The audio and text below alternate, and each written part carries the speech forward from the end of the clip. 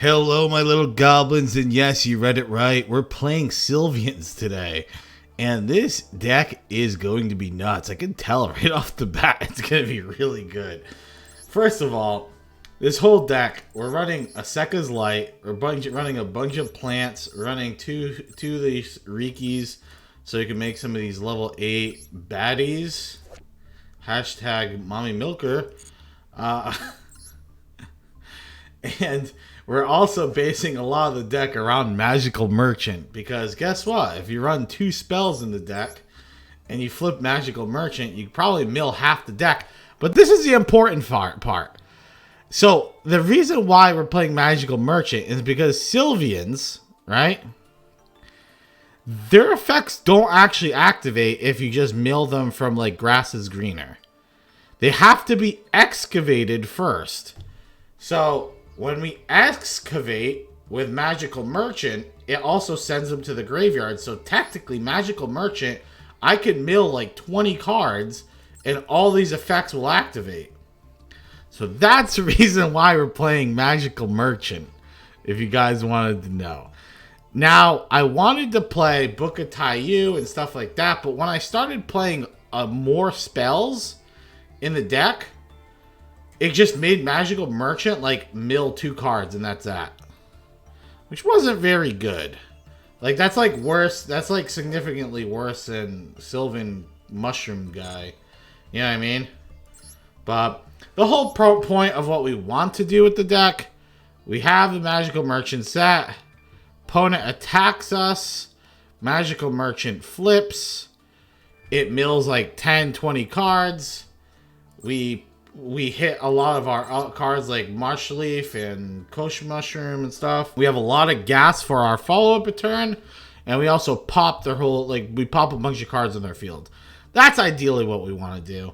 And hopefully we're going to be able to do it. We're going to get into some games. And I think it's better to see it and believe it that way than for me to just keep explaining this. Hello everybody, we're here with game number 1 and we opened up the Magical Merchant and we're playing against Runick. That's a little tilting. Well, sometimes you got him, sometimes you don't. And he's actually opening up pretty decent. You got Runick. Okay. Field Barrier. Okay, mill 4. What'd he banish? What'd he banish from me? Do I cry? Oh no.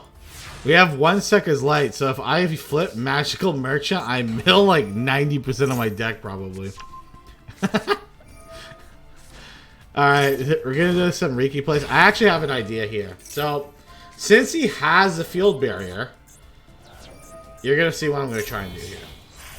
We go into Astley. Astley lets us return this back to the bottom of his deck. Meaning, with Field Barrier up, he's actually locked out of playing his field spell now. My opponent is absolutely screwed. There's no way we would lose now. There's no way he has the out to this. And he has Mystical Space Typhoon.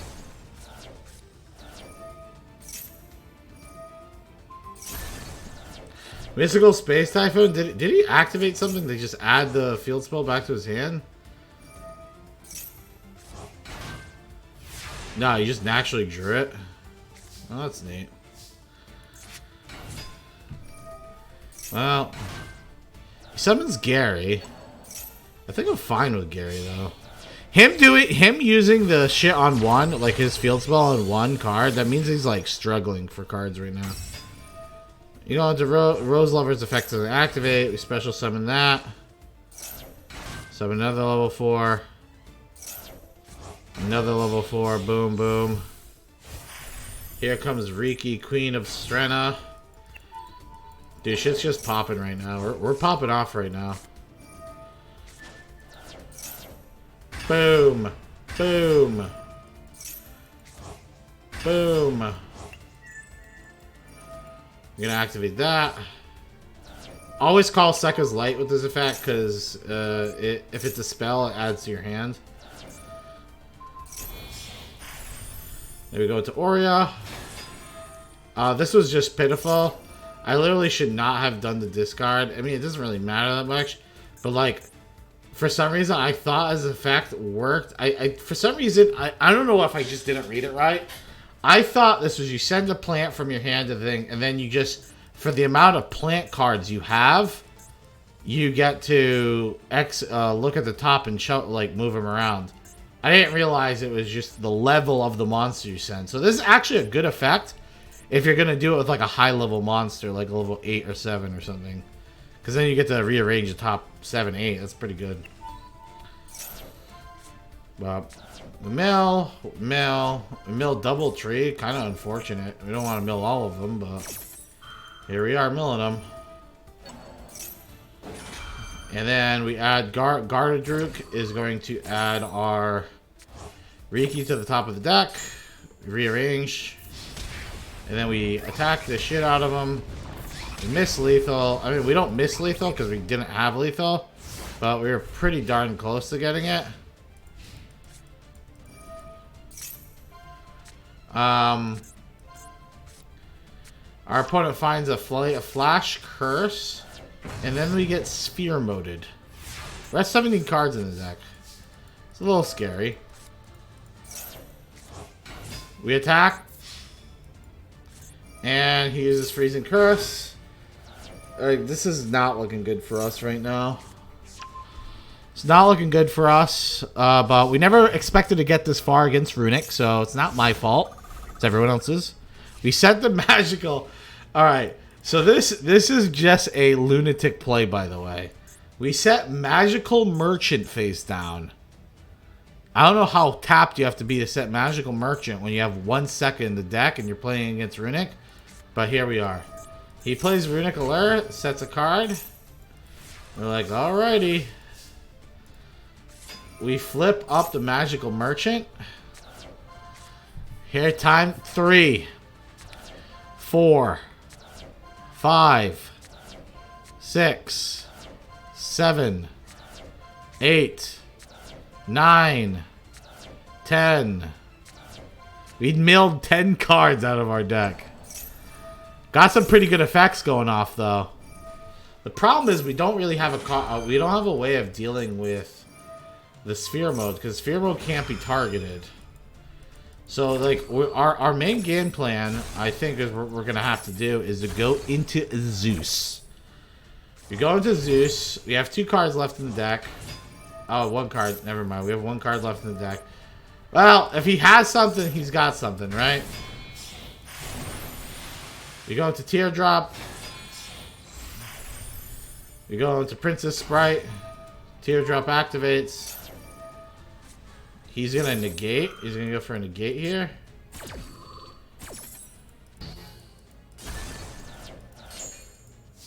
Now here it doesn't matter. We're going to attack. We're going to go to a Zeus. And here, this is pretty much what I'm saying. If my opponent has anything, I'll probably just lose the game. But if he top decks a spell that's not relevant, or he top deck a trap or anything, I'll be able to deal with it. Even a monster I could deal with Zeus. So we got a Zeus aboard. This has to be a monster. Any monster. And we have exact lethal. 3K. Goodbye. His name, change it from Go Easy to GG Easy. Good game. This deck is just too OP.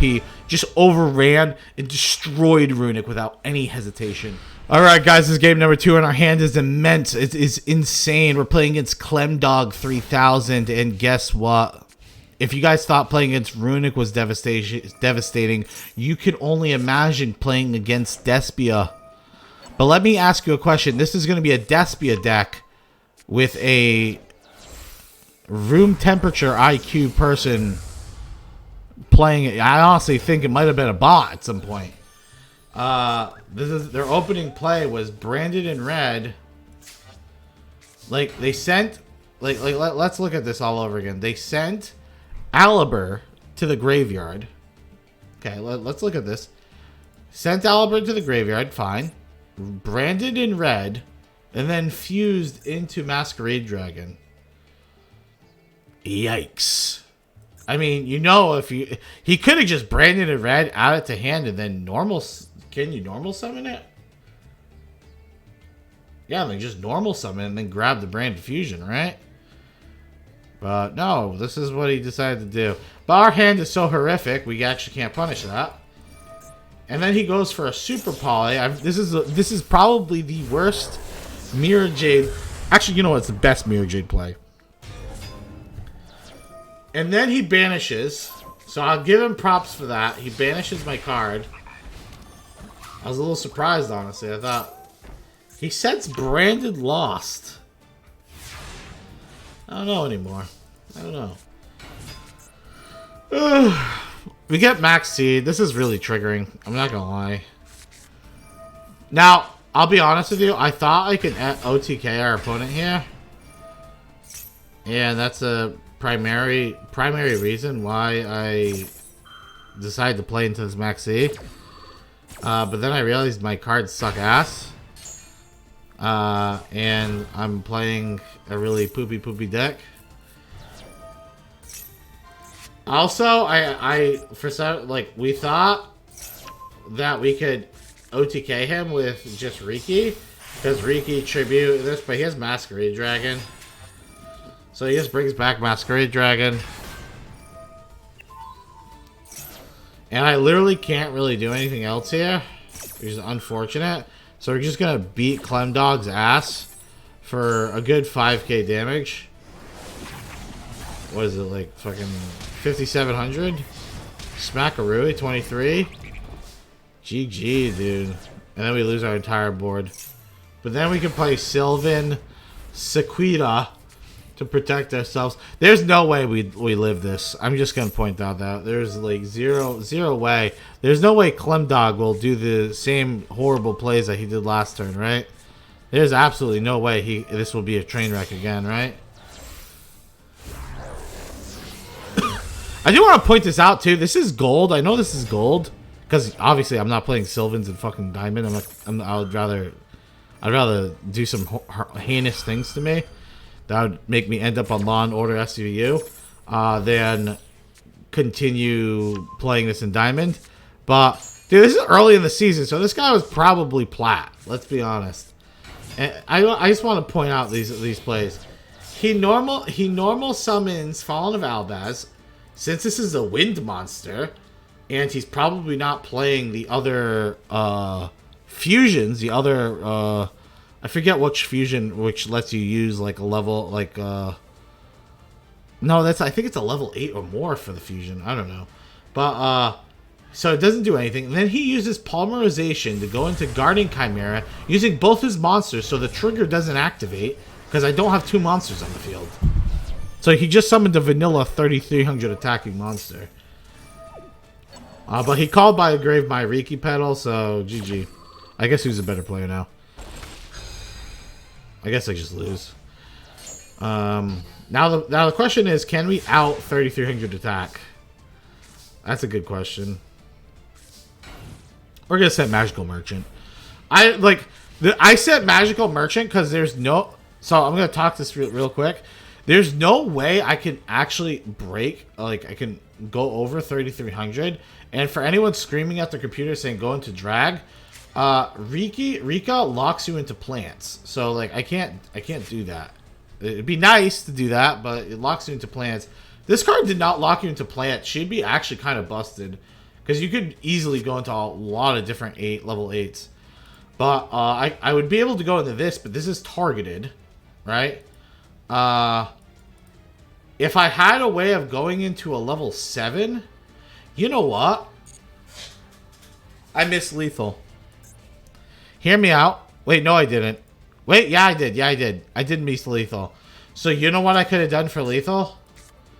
I could have summoned Lone Fire, used Lone Fire's effect to special summon Sylvan Sage Aquarii out of the deck, right? Activate Riki, summon, then activate Riki's effect to make all the monsters on the field level 7s.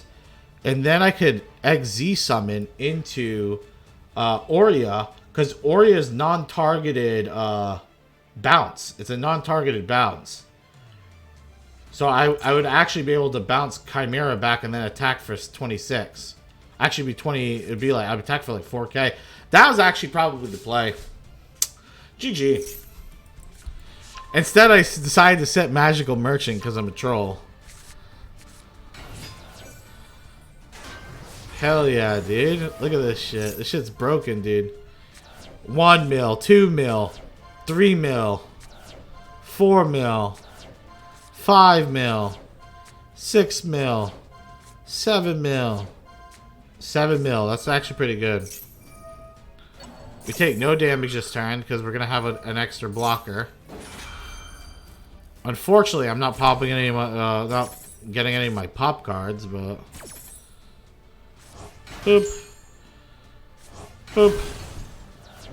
Bam. Alrighty. This is pretty much GG now. You can activate Seconds Light. He ashes, which is 100% fine. Now we can actually... So now we actually have the tools to go for the drag play. So this is how you go for drag in the deck. You can go for a level 8. Also, I don't know if you noticed, but when you mill the Princess Sprout, it can come back as a level 8 too. So you can get multiple level 8s like that. And then go into drag. And just if you use the Riki's effects, it locks you in plant. And then GG. He's dead. This deck is OP as hell. We're dominating all the best players on the ladder, obviously. And the best decks on the ladder. The best decks on the ladder are actually true. Because these guys' decks were not bad at all. Hello, we're here for game number 3. And my goodness. We got the OP opener again. Magical Merchant. Cannot be stopped. Will not be stopped. Pause Desires coming out from our opponent, and then we get Kaiju. So I guess we don't actually have fun this game. Alrighty, neato. Well, we got Lone Fire. He plays Maxi. So Lone Fire, like, what I was actually gonna go into like a play to like extend my board to try and like do a lot against him. But now I just go into Hermitry because literally this is fucking pointless. He ashes my Hermitry. I don't care. It's literally just, it's not that even that great of an effect. Then we're just going to slam ourselves into that because I don't feel like dealing with Kaiju shenanigans. I actually looked at our opponent's deck after this. Our opponent is playing Grand Maju like Kaiju deck. He's playing pretty much a going second list that focuses on like the Kaijus and Grand Maju and banishing and stuff. We're gonna set our mushroom now. Do you guys like our gameplay of setting something and just passing and doing nothing else? It's really good. It's really powerful. Look at this. Mill 5. Oh, never mind. You got ashed. It's like you just keep getting hand trapped over and over. I'm having so much fun this game. Lone Fire. Hell yeah. Ooh, hit Seconds Light. Damn it. Alright, we hit Princess Sprout. Never mind, we get Ghost Spelled. So much fun, dude. I love playing this game. This game definitely doesn't have too many hand traps. It makes me want to cry. I mean, so I'll tell you my opinion on hand traps. The only hand traps I have an issue with in this game, honestly, I just don't like Maxi. I don't even like Ash that much. Dude, it's just, dude, think about this. We're playing an online game. They can change up the meta all the time. Honestly, they should come up with a new ban list or have some type of ban list, like updates, like every month or every other month.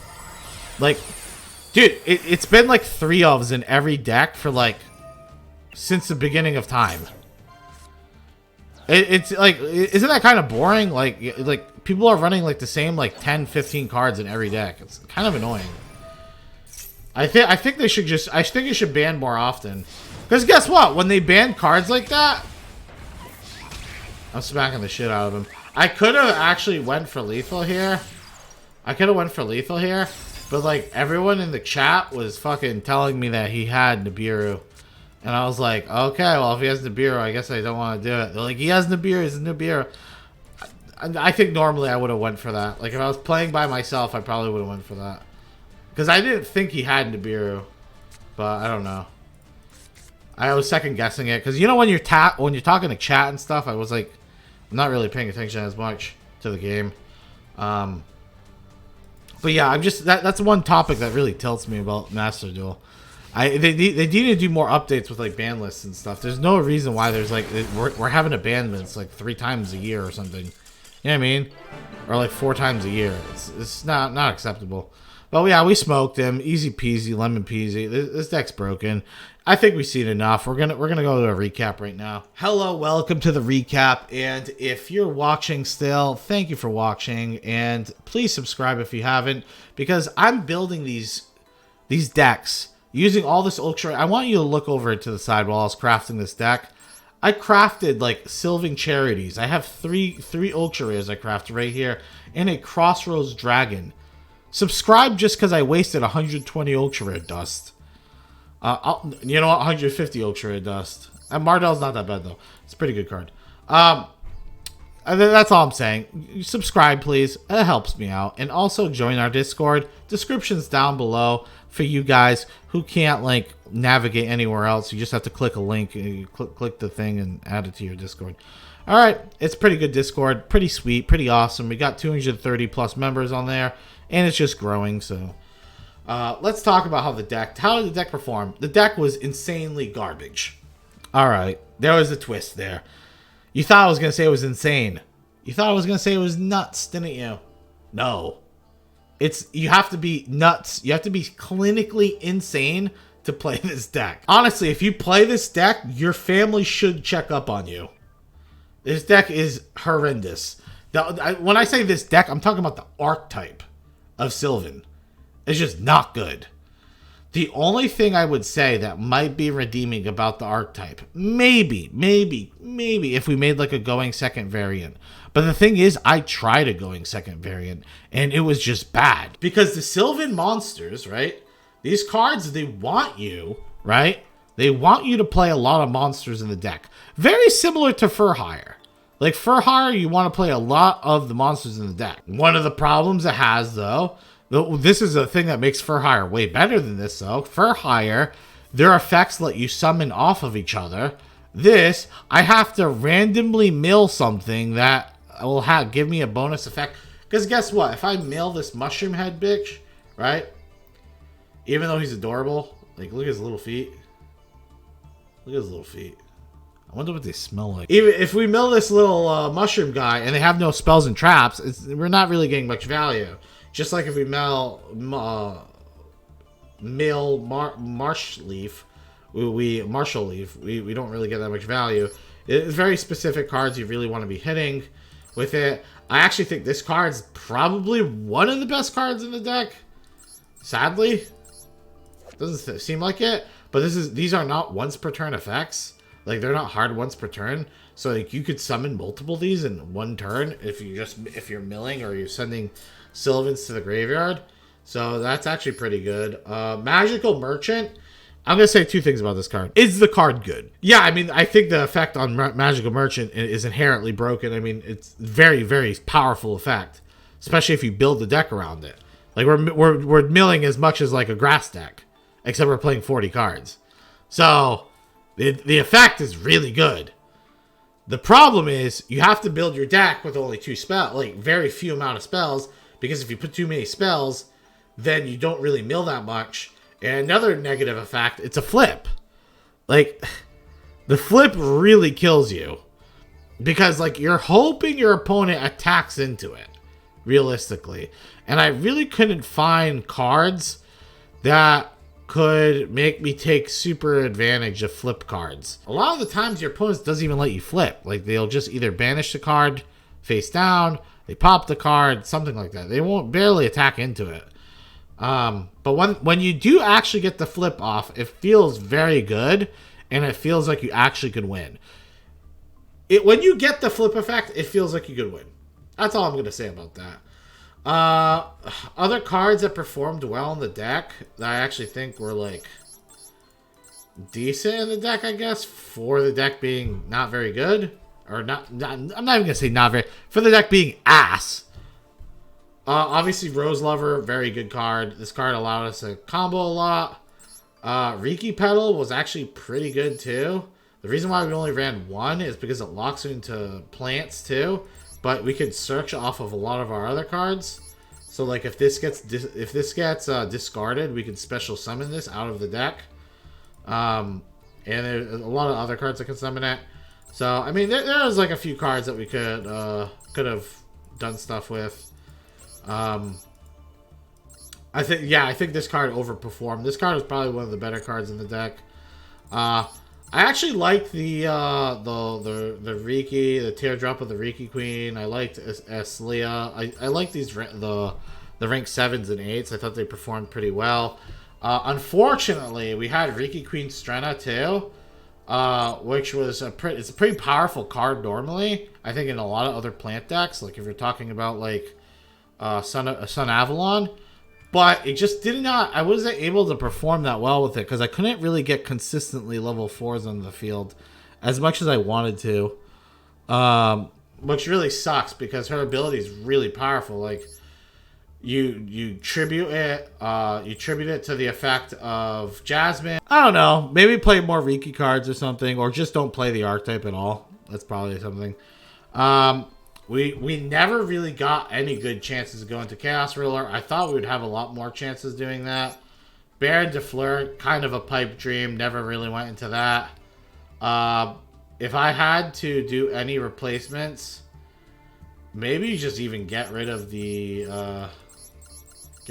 cards. You could put in some more Exebe cards. I think this deck should focus more on the Exebe strategy part of things. But yeah, a lot of these cards were okay. Let's talk about power scaling. 1 to 10. This is like a 4. It's just not good. Like, we beat people, but like it was just the people were not very good at the game, or they just maybe they just had a bad day. It was like nonstop misplay after misplay for them, and then that's usually how we won. The Runick game was a lot funner because it was like, wow, this deck's actually working, but it was just a pipe dream. So yeah, between that, dude, I would even on a tier list, it's just fun tier, I guess. If by fun you mean losing every game or losing most games, dude, I'm not even kidding. We went from gold 2 to gold 4. Then we somehow climbed to gold 3 and then de-ranked back to gold 4. Like the gold 3 was just too intense. It was way too intense for this deck. So it is what it is. Please consider subscribing. I wasted so much time on this. I literally spent so much hours like trying to make this deck work. But it is what it is. But let me know what you guys want to see next. I was thinking about doing Wind Up when that card gets unbanned. Let me know if that's something that'd be cool to watch.